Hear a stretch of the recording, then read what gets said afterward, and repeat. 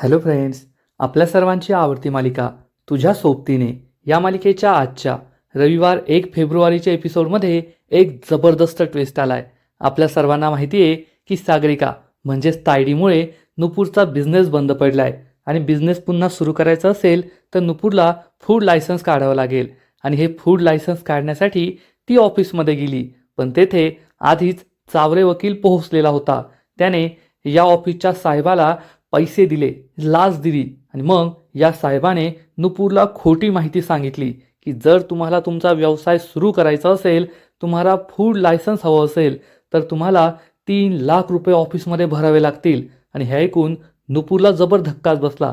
आपल्या सर्वांना माहिती आहे की नुपूरकडे साधे 3,000 रुपये नाही आहे, मग ती 3 लाख रुपये कोठून भरणार. त्यामुळे नुपूरला एक आयडिया सुचली आणि नुपूर ही चक्क आता आपला डब्याचा व्यवसाय मल्हारच्या घरासमोर त्याच्या अंगणात करणार आहे. त्यामुळे मल्हार आणि तायडीला जबर धक्काच बसलाय. मग मल्हार हा नुपूरला अलाउड करणार का, तिला त्याच्या जागेमध्ये हा बिझनेस करू देईल की तो पोलिसांना बोलवेल. आता याचं काय होईल हे जाणून घेण्यासाठी हा व्हिडिओ शेवटपर्यंत नक्की पहा. फ्रेंड्स, आजच्या एपिसोडच्या सुरुवातीलाच नुपूर ही अन्न पुरवठा परवानगी ऑफिसमध्ये बसलेली असते, जेथे तिला फूड लायसन्स मिळणार असतं आणि तेथे अनेक लोकांची रेलचेल असते. अनेक लोक जात असतात, येत असतात आणि नुपूर आपल्या नंबरची वाट पाहत असते. आणि त्याच वेळेस तेथे चावरे वकील पोहोचतो. चावरे वकीलला मीनाने कॉल केलेला असतो आणि सांगितलेलं असतं की नुपूर ही फूड लायसन्स घेण्यासाठी येणार आहे. चावरे वकील विचारतो, सिस्टर इन लॉ, मी येथे आलोय, पण येथे आमचे नुपूरजी कोठे आहेत. तेवढ्यात त्याला नुपूर दिसते आणि तो फोन कॉल कट करतो. तो नुपूर समोर येतो आणि म्हणतो, अरे वा नुपूरजी, आज माझं किती थोर भाग्य आहे, तुमचं आणि माझी भेट झाली. आणि तुम्ही येथे कशासाठी आला आहात. तर नुपूर सांगते, लायसन्स काढण्यासाठी. चावरे वकील मूर्खासारखा विचारतो, फूड लायसन्ससाठी का.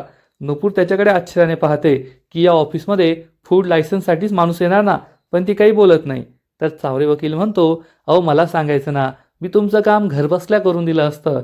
येथील साहेब आहे ना, भिडे साहेब, ते माझ्या ओळखीचे, मी त्यांना तुमच्याबद्दल सगळं सांगतो, तुमचं काम होऊन जाईल. पण नुपूर ही चावरे वकीलशी एक शब्दही बोलत नाही, त्याला इग्नोर करते. पण चावरे वकील तिच्याकडे पाहून लाजतो, मुरडतो, नुपूरजी नुपूरजी करतो. नुपूर मात्र त्याच्याकडे पाहून तोंड वाकडं करते. चावरे वकील म्हणतो, मला साहेबांना आता भेटायला जायचंय, मी त्यांना तुमच्याबद्दल सगळं सांगतो, तुमचं काम होईल, काळजी करू नका. पण नुपूर त्याला साधं थँक्यू म्हणत नाही आणि तोंड वाकडं करते. तर इकडे रेवती सुमतीच्या फोटो समोर येते. ती खूप दुःखी असते, रडत असते आणि म्हणते, सुमती, आज पुन्हा एकदा सिद्ध झालं, या घरात मी एकटी आहे. माझे हे मला सोडून गेले, कोठे आहेत, कधी येतील काही माहीत नाही. आणि तू सुद्धा मला सोडून गेली. आणि आज मल्हारने सुद्धा. रेवती पुढे काही बोलणार इतक्यात मल्हार तेथे येतो आणि म्हणतो, मावशी. मल्हारला पाहून रेवती डोळे पुसते. मल्हार तिला म्हणतो, मावशी मला माफ कर, मी तुझ्याशी अशा पद्धतीने बोलायला नको होतं. रेवती म्हणते, नाही रे मल्हार, मला काही वाईट नाही वाटलंय. तर मल्हार तिला समजवण्याचा प्रयत्न करतो, मावशी मला माहिती आहे तुझी खूप इच्छा आहे नुपूरला ऑर्डर देण्याची, मला हे सुद्धा मान्य आहे की तिच्या हाताला चव आहे. पण तायडी जे बोलत होती ते सुद्धा योग्य आहे ना. हे सगळे आईचेच नियम आहेत आणि सगळे नियम जर ती पाळत नसेल तर आपण तिला ही ऑर्डर देऊ शकत नाही. तिला ऑर्डर देण्यामध्ये मोठी रिस्क आहे. रेवतीला खूप वाईट वाटतं, ती काहीच बोलत नाही. मल्हार म्हणतो, मला माफ कर, तू माझ्यावर चिडलीस ना. तर रेवती म्हणते, नाही रे मल्हार, तू तर माझा जीव आहे, मला फक्त एकाच गोष्टीचं वाईट वाटतंय. एखाद्या व्यक्तीला आपण आज दाखवतो की तुला काम मिळेल आणि नंतर आपण त्याला ते काम देत नाही, याचं मला वाईट वाटतंय. त्या बिचाऱ्या मुलीवर अन्याय झालाय. तर मल्हार म्हणतो, मावशी मला आता एवढंच कळतंय की नियम पाळले गेले पाहिजेत आणि जर ती नियम पाळत नसेल तर आपण तिला ऑर्डर देऊ शकत नाही. रेवती म्हणते, ठीक आहे, आणि ती तेथून निघून जाते. त्यामुळे मल्हारला खूप वाईट वाटतं. तर इकडे चावरे वकील या ऑफिसमधील भिडे साहेबांना भेटायला येतो. भिडे साहेब त्याला आधीपासूनच ओळखत असतात. चावरे वकील विचारतात, काय मग कसे आहात. तर हा भिडे साहेब सांगतो, या गरीबाला काय विचारताय, तो नेहमीसारखाच गरीब आहे. चावरे वकील हसू लागतो आणि म्हणतो, ओ भिडे साहेब, तुम्ही गरीब म्हणजे सगळं जग तुमच्यासारखं गरीब झालं ना तर किती सुखी होईल. आणि हा भिडे हसू लागतो. यावरून कळतं की हा भिडे एक नंबरचा लाचखोर अधिकारी आहे आणि पैशांसाठी तो काहीही करू शकतो. चावरे वकील त्याला चक्क एक नवं कोरं पाकिट वॉलेट गिफ्ट करतो. त्यामुळे तो खूप खुश होतो आणि म्हणतो, वा वा चावरे वकील, तुमची ही जी चॉईस आहे ना ती एकदम भारी आहे. तर चावरे वकील मनातल्या मनात विचार करतो, हो मग माझी चॉईस तर भारीच आहे, नुपूरजी किती भारी आहेत ना. तर हा भिडे चक्क या पाकिटाला खालीवर करतो, यात पैसे आहेत की नाही ते चेक करतो. चावरे वकील म्हणतो, अहो मिळतील ओ, आता पाकिट आलंय ना, पैसे सुद्धा खोऱ्याने येतील, फक्त मी तुम्हाला जे सांगितलंय ना ते काम तुम्ही नीट करा. तर हा भिडे म्हणतो, अहो तुम्ही एखादं काम सांगितलं आणि मी नाही केलं असं कधी होईल का? तुम्ही काळजी करू नका, तुम्ही सांगितलेलं काम मी अगदी चोख बजावतो. त्यामुळे चावरे वकील खूप खुश होतो आणि तेथून निघून जातो. तर नुपूर ही बाहेरच असते. चावरे वकील तेथे येतो आणि म्हणतो, नुपूरजी, मी भिडे साहेबांना सांगितले बरं का, तुमचं काम होऊन जाईल. नुपूर काहीच बोलत नाही. चावरे वकील तेथून निघून जातो. मग पिऊन हा नुपूरला भिडेच्या केबिनमध्ये जायला सांगतो. नुपूर ही भिडेच्या केबिनमध्ये येते आणि भिडे तिच्याशी अतिशय उद्धटपणे बोलतो. तिच्याकडे साधं लक्षही देत नाही. नुपूर त्याला सांगते, साहेब, माझं क्लाउड किचन आहे, मी डबा सर्व्हिस सुद्धा देते, छोट्या मोठ्या बर्थडेच्या वगैरे ऑर्डर सुद्धा घेते, मला फूड लायसन्स हवंय. तर हा भिडे तिला म्हणतो, याचा अर्थ आजपर्यंत तुम्ही बेकायदेशीरपणे हा व्यवसाय करत होता, तुमच्याकडे फूड लायसन नव्हतं तरी सुद्धा तुम्ही हा व्यवसाय करत होता आणि हे खूप चुकीचं आहे. तुम्हाला याचा फाईन भरावा लागेल, दंड भरावा लागेल. हे ऐकून नुपूरला जबर धक्काच बसतो. हा भिडे नुपूरला सांगतो, तुम्हाला जर फूड लायसन हवं असेल तर तुम्हाला सगळे डॉक्युमेंट्स आधी भरावे लागतील आणि या सगळ्यांचे तुम्हाला 3 लाख रुपये लागतील. हे ऐकून नुपूरला जबर धक्काच बसतो. नुपूर विचारते, फूड लायसन्स काढायला एवढे पैसे लागतात का? तर हा भिडे म्हणतो, हो तेवढेच पैसे लागतात.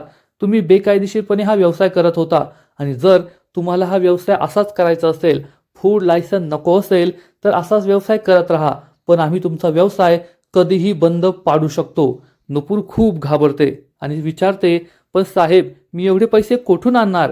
हा भिडे उद्धटपणे म्हणतो, तो आमचा प्रॉब्लेम नाहीये, तुम्ही पहा तुम्ही ते पैसे कुठून आणणार, कसे आणणार, इथे भरणार की नाही, पण एक लक्षात ठेवा, तुम्हाला जर फूड लायसन्स हवं असेल ना तर एवढे पैसे भरावेच लागतील. आणि आता जर तुमचं झालं असेल तर निघा इथून, उगाच आमचा वेळ वाया घालू नका, बाहेर खूप सारे लोक आहेत. नुपूरला खूप वाईट वाटतं. चावरे वकील हे सगळं लपून पाहत असतो. चावरे खूप खुश होतो आणि म्हणतो, नुपूरजी, आता तुम्हाला माझ्याशिवाय दुसरा कोणताच पर्याय नाहीये.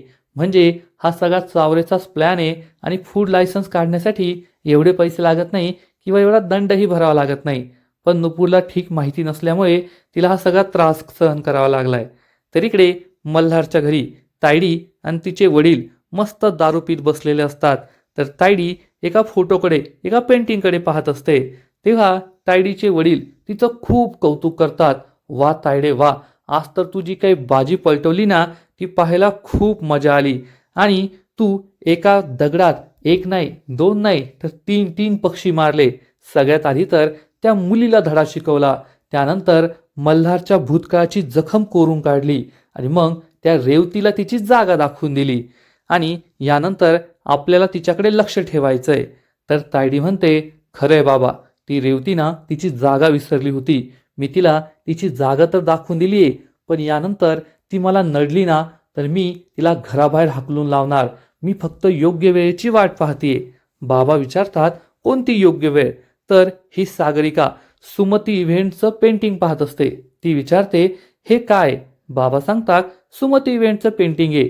आणि लगेचच सागरिका तायडी त्याच्यावरचं नाव काढून टाकते आणि सुमती इव्हेंटचं सागरिका इव्हेंट्स करते आणि विचारते, आता हे काय? बाबा खूप खुश होतात. तेव्हा तायडी सांगते, जोपर्यंत या सुमती इव्हेंट्सचं सागरिका इव्हेंट्स होत नाही तोपर्यंत त्या मल्हारच्या भूतकाळाची जखम पुन्हा पुन्हा कोरली जाणार, एवढं मात्र नक्की. आणि ती खूप खुश होते. तर इकडे नुपूरच्या घरी सगळेजण जेवण करत असतात आणि मीनाची नाटकं सुरू होतात. अरे देवा, आपण एवढे 3 लाख रुपये कुठून भरणार, एवढे पैसे कुठून आणणार? नुपूर, तुझा व्यवसाय तर आता बंदच करावा लागणार आहे. हे ऐकून नुपूरला खूप वाईट वाटतं, पण ती काहीच बोलत नाही. आशा ही नुपूरला विचारते, हो नुपूर, मला सुद्धा काळजी वाटतेय, आपण एवढ्या पैशांची व्यवस्था कशी करणार आहे? तर मीना म्हणते, एक व्यक्ती आहे जी आपली मदत करू शकते, चावरे वकील. चावरेचं नाव ऐकून सगळ्यांनाच मोठा धक्का बसतो. अन्वय चिडून म्हणतो, नाही, आपण त्या चावरे वकिलाची मदत नाही घेणार आहोत. त्यामुळे मीना खूप चिडते आणि विचारते, भाजी आहे का? आणि ती भाजी घ्यायला येते तर तिला भाजीच दिसत नाही आणि ती म्हणते, येथे साधी डब्यात भाजी नाहीये आणि 3 लाख रुपये कुठून जमवणार आहोत आपण? नुपूर स्वतःच्या ताटातली भाजी तिला देते आणि म्हणते, जोपर्यंत मी जिवंत आहे ना तोपर्यंत कुणाचं ताट खाली राहणार नाही. मी पैशांची, जेवणाची सगळी व्यवस्था करेल.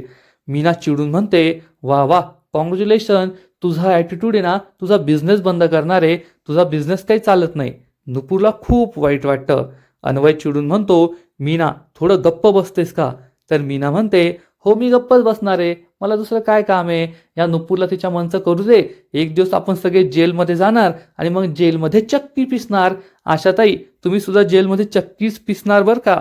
असं म्हणून ती सगळ्यांना घाबरून देते आणि नुपूरला म्हणते, नुपूर एक काम कर तू, तसंही तुझा हा बिझनेस तर बंद होणार आहे. मग तुझ्या बिझनेसची सगळी भांडी आहे ना, मस्त भंगारात विकून ये, तेवढेच पैसे सुद्धा मिळतील आणि किचनमधला पसारा सुद्धा कमी होईल. आणि हे ऐकताच नुपूरला एक कल्पना सुचते. नुपूर ही लगेचच उठते आणि चक्क मीनाने सांगितल्याप्रमाणे हे सगळी भांडी एका गोणीमध्ये भरू लागते. तर मीना तिला म्हणते, अरे वा, लगेच ऐकलं तू, भंगारात भांडे विकायला चालली. अजून एक काम कर, ते जे मोठं भांडं आहे ना, ती मोठी कढाई, मोठं पातेलं, ते सुद्धा विकू नये, तेवढेच जास्त पैसे मिळतील. आणि नुपूर हे सगळे भांडे भरत असते, ती काहीच बोलत नाही. आशा आणि अन्वयला मोठा धक्काच बसतो. दोघेही किचनमध्ये येतात आणि विचारतात, नुपूर तू हे काय करतीयेस? तू हे भांडे का भरतीयेस? तर नुपूर सांगते, ज्याने माझा व्यवसाय बंद केला ना, आता त्यालाच तो चालू करून द्यावा लागेल. तर अन्वय म्हणतो, नुपूर यामध्ये खूप मोठी रिस्क आहे, रागारागात कोणताही निर्णय घेऊ नको. तर नुपूर सांगते, दादा मला आता हा निर्णय घ्यावाच लागणार आहे. ते म्हणतात ना की जर तुमच्याकडे वेळ नसेल तर योग्य रस्त्याची वाट पाहत बसण्यापेक्षा स्वतःचा योग्य रस्ता स्वतः तयार करा. आणि मी सुद्धा तेच करते. आता मला माझा योग्य रस्ता स्वतःच तयार करावा लागणार आहे. हे ऐकून आशा खूप घाबरते. अन्वयला सुद्धा चिंता वाटते की आता नुपूर काय करणार आहे. पण सगळ्यात जास्त घाबरली असते मीना. मी तर तिला कल्पना दिली, पण आता ही जर त्या खानविलकरांच्या घरी गेली आणि त्यांनी तिला मदत केली तर काय होईल? चावरे वकिलाला हे सगळं सांगावं लागेल. असा विचार करून ती लगेच चावरे वकिलाला फोन करते. तर इकडे चावरे वकील हा नुपूरच्या स्वप्नांमध्ये रंगून गेलेला असतो. नुपूरच्या फोटोकडे तो पाहत असतो, त्याच्या हातात गुलाब असतो आणि तो मस्त बेडवर लोळत असतो आणि म्हणतो, अरे नुपूरजी, काय तुम्ही माझ्यापासून दूर दूर जाताय? कधी तुम्ही माझ्या जवळ येणार? तसंही तुमचा जो होणारा नवरा होता तो देवाघरी गेला आणि माझी बायको मला सोडून गेली. आता आपण दोघे एकमेकांचे समदुःखी आहोत, मग आपण एकत्र यायला हवं ना? आणि तसंही आपल्या वयात किती अंतर आहे? मी तुमच्यापेक्षा फक्त 20-22 वर्षांनी मोठा आहे आणि age is just a number.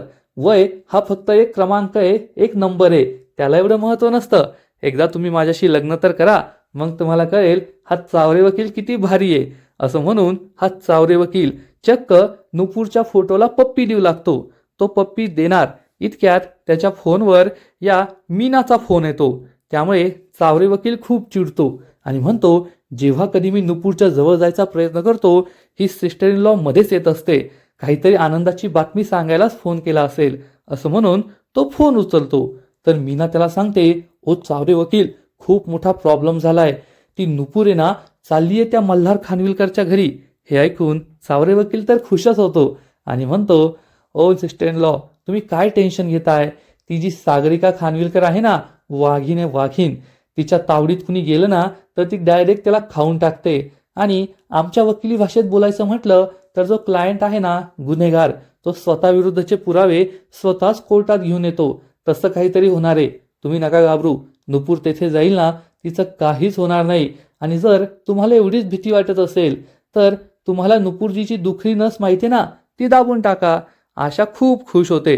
Chaware वकील म्हणतो, आता मला झोपू द्या, कारण मी खूप छान स्वप्न पाहत होतो. आणि तो फोन कट करतो आणि म्हणतो, मला माझी स्वप्न पूर्ण करू द्या. आणि पुन्हा एकदा तो नुपूरच्या फोटोवर गप्पा मारू लागतो. मस्तपैकी बेडवर लोळू लागतो. दुसरा दिवस उजाडतो. नुपूर ही तुळशी मातेची पूजा करते, उदबत्ती लावते आणि घरामध्ये येते. ती गणपती बाप्पाला म्हणते, देवा, आज मी खूप मोठं काम करायला चालली आहे. माझा निर्णय चुकीचा आहे की बरोबर आहे मला ते माहीत नाही आहे. पण तूच आता मला योग्य रस्ता दाखव आणि सगळं काही नीट होऊ दे. आणि तेवढ्यात टेम्पोचा हॉर्न वाजतो आणि नुपूर या टेम्पोकडे जाते. नुपूर या टेम्पोमध्ये आपली सगळी कामाची भांडी भरत असते. तेवढ्यात अन्वय बाहेर येतो. अन्वय पाहून खूप दुःखी होतो की नुपूर काही ऐकत नाहीये आणि हे पाऊल उचलतीये. आणि अन्वय तेथे येतो आणि नुपूरला विचारतो, नुपूर तू हे खरंच करणार आहेस का? तर नुपूर सांगते, हो दादा, माझ्याकडे त्याशिवाय दुसरा कोणताच पर्याय नाहीये, मला हे करावंच लागेल. नुपूर या टेम्पोमध्ये सगळं सामान लोड करत असते. तर अन्वय ही भांडी ठेवू लागतो. नुपूर म्हणते, दादा थांब ना, कशाला करतोय, मी करेल. तर अन्वय तिला म्हणतो, नुपूर मी घराचा भार तर नाही उचलू शकत, कमीत कमी एवढा भार तर मला उचलू दे. तर नुपूर त्याला म्हणते, ठीक आहे, मी आईंना भेटून येते. आणि नुपूर ही घरामध्ये येते. तर घरामध्ये चक्क मीना ही जोरजोरात विठ्ठला विठ्ठला असं टेप रेकॉर्डरवर वाजवत असते आणि भजन करत बसलेली असते. नुपूरला काहीच ऐकू येत नाही. ती विचारते, वहिनी आई कोठे? परंतु आई घरात कोठेच दिसत नाही. त्यामुळे नुपूर ही आईला हाक मारू लागते, आशाला हाक मारत असते. तेवढ्यात अन्वय सुद्धा घरामध्ये येतो आणि तो सुद्धा शोधू लागतो, पण त्याला सुद्धा आशा कोठेच दिसत नाही. अन्वय हा मीनावर खूप चिडतो, हा काय बालिशपणा आहे असं म्हणून तो टेप रेकॉर्डर बंद करतो. नुपूर विचारते, वहिनी आई कुठे आहेत? तर ती म्हणते, मला नाही माहीत. तेवढ्यात आशाचा जोरात आवाज येतो, नुपूर नुपूर नुपूर ही किचनमध्ये येते. तर चक्क बाथरूमचा दरवाजा बाहेरून लावलेला असतो. नुपूर दरवाजा उघडते. आशा आतमध्ये असते. मीनाने तिला आतमध्ये कोंडून घेतलेलं असतं, त्यामुळे ती खूप घाबरलेली असते, थरथर करत असते. ती नुपूरला मिठी मारते आणि म्हणते, बरं झालं तू आली नसती तर माझं काय झालं असतं. मी तर नुपूर म्हणते, आई असं काही वेडेवाकडं बोलू नका. मीना हसू लागते, कारण हाच तिचा सगळा प्लॅन असतो. नुपूरने खानविलकरांच्या घरी जाऊ नये आणि हिची तब्येत बिघडावी अशीच तिची इच्छा असते, असा तिचा प्लॅन असतो. नुपूर विचारते, पण आई तुम्हाला इथे बाहेर कुणी ठेवलं होतं, बाहेरून कडी कुणी लावली होती? पण आशाला काहीच माहीत नसतं. नुपूर आशाला हॉलमध्ये आणते, तिला खुर्चीवर बसवते. अन्वय आशासाठी पाणी आणतो. नुपूर आशाला पाणी पाजते आणि आशाला विचारते, तुमच्याबरोबर हे कुणी केलं? तुम्हाला बाथरूममध्ये कुणी कोंडलं होतं? पण आशाला काहीच माहीत नसतं. ती खूप घाबरलेली असते. अन्वय आणि नुपूर या दोघांना मात्र मीनावर संशय येतो की नक्कीच हे सगळं मीनाने केलंय आणि मीनाशिवाय दुसरं कुणीच हे करू शकत नाही. त्यामुळे मीना खूप चिडते की हे सगळे माझ्यावर संशय घेत आहे. आणि आपल्या सगळ्यांना माहिती आहे की मीना आता आकांड तांडव करणार की मी काहीच केलं नाहीये आणि माझ्यावर उगाच खोटे नाटे आरोप लावू नका. आणि आजचा एपिसोड येथेच संपतो. फ्रेंड्स, खरंच तुझ्या सोबतीने या मालिकेला सुरू होऊन अजून 2 आठवडे सुद्धा नाही झालेत, पण या मालिकेने प्रेक्षकांची मनं जिंकली आहेत. मल्हार नुपूर यांची जोडी, मालिकेची गोष्ट, सागरिका म्हणजेच तायडी आणि मीनासारखी व्हिलन, आशासारखी चांगली सासू, हे सगळे कॅरेक्टर्स प्रेक्षकांचं मन जिंकताय एवढं मात्र नक्की. आजचा एपिसोड तर भारी होता या मालिकेचा, पण या मालिकेचा पुढील एपिसोड आणखीन भारी असणारे, आणखीन मोठा ट्विस्ट या मालिकेत येणारे. पुढील एपिसोडमध्ये आपण पाहू की नुपूर आपल्या कामाची सगळी भांडी घेऊन मल्हारच्या घरी पोहोचणार आणि म्हणणार, तुम्ही माझा बिझनेस बंद केला, तुमच्या बहिणीने माझा बिझनेस बंद केला, पण माझा हा बिझनेस बंद झाल्यामुळे गरीब विद्यार्थी, म्हातारी माणसं या सगळ्यांना उपाशी राहावं लागतंय. ते माझ्या डब्यावर अवलंबून होते आणि मी असं होऊ देणार नाहीये. त्यामुळे आता मी तुमच्या जागेत माझा व्यवसाय सुरू करणार आहे. हे ऐकून मल्हारला जबर धक्काच बसेल. तायडी तेथे येईल आणि म्हणेल, तुझ्याकडे कोणतीही परमिशन नव्हती, तू नियम पाळत नव्हतीस, म्हणून आम्ही तुझा बिझनेस बंद केलाय, यात आमची काय चूक आहे? तर नुपूर म्हणेल, जेव्हा पोटाला भूक लागते ना, तेव्हा नियम वगैरे कोणी विचारत नाही, तेव्हा फक्त अन्नच लागतं. आणि माझ्याकडे तुमचे नियम पाळत बसायला पैसे नाहीये. त्या फूड लायसन्ससाठी 3 लाख रुपये लागणार आहे. बाकीची प्रोसिजर मी पूर्ण करू शकत नाही. आणि जर माझं घर हे अनहायजेनिक असेल, मी चांगल्या ठिकाणी व्यवसाय करू शकत नसेल, मग तुम्ही मला जागा द्या. तुम्ही माझा बिझनेस बंद केलाय ना, तर आता तुम्हीच माझा बिझनेस सुरू करून द्यायचा आणि मी तुमच्या जागेमध्येच आता बिझनेस करणार. कारण त्या गरीब मुलांची, गरीब म्हाताऱ्या माणसांची जबाबदारी माझी आहे. ते माझ्या डब्याची वाट पाहत असतात आणि मी त्यांना उपाशी ठेवण्याचं पाप करू शकत नाही.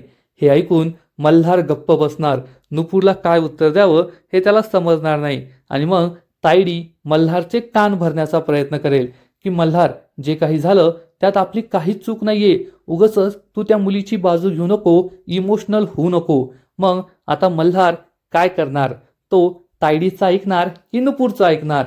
नुपूर त्याला जे काही म्हणालीये की मी गरीब माणसांची पोटं भरत होते आणि स्वतःचं घरही चालवत होते आणि तुमच्या बहिणीमुळे माझा व्यवसाय बंद झालाय. मल्हारला हे पटणार का? तो नुपूरचं ऐकणार का? पुढे काय होणार हे सगळं पाहणं खूपच इंटरेस्टिंग असेल. तर फ्रेंड्स, तुम्हाला सुद्धा तुझ्या सोबतीने ही मालिका आवडते का? नक्कीच कमेंट करून सांगा. आणि या मालिकेचे असेच नवीन नवीन एपिसोड सर्वात आधी पाहण्यासाठी, सर्वात आधी जाणून घेण्यासाठी की आजच्या एपिसोडमध्ये नेमकं काय घडलंय, या व्हिडिओला लाईक करा, शेअर करा, चॅनलला सबस्क्राईब करून बेल आयकॉनवर क्लिक करा. म्हणजे या मालिकेचे नवीन नवीन एपिसोड तुम्हाला सर्वात आधी पाहायला मिळतील. खूप खूप खूप धन्यवाद.